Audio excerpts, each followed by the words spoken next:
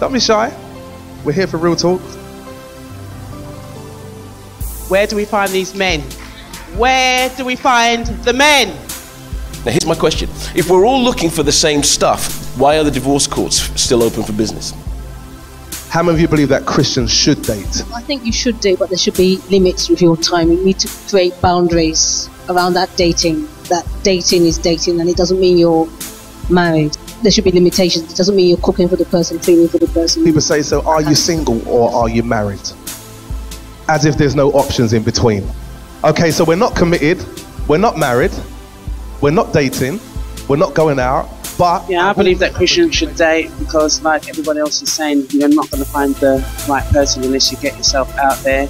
But there's certain places where you should go to date and just make sure it's safe. Many men have fears of a gold-digging partner, but I think that's completely overstated.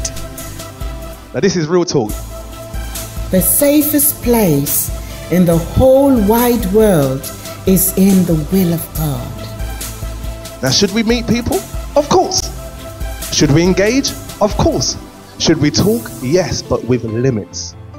Because if you don't have barriers, things will If God hasn't spoken to you before about anything and you haven't got a level of relationship with him, i.e. getting a job or anything menial, don't expect him to speak to you about a man or a relationship. Don't go too far, fellas, we need you.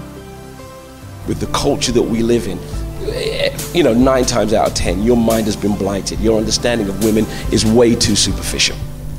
We've not understood them. We don't even understand how their bodies work. We don't understand how their minds work. We don't understand how the psychology of their emotions work. You have to do some reading. And if you're intent on really being a good husband, a good spouse, it means you've got to go back to college. You've got to go back to the college which studies women and helps you understand them. You know what I'm saying?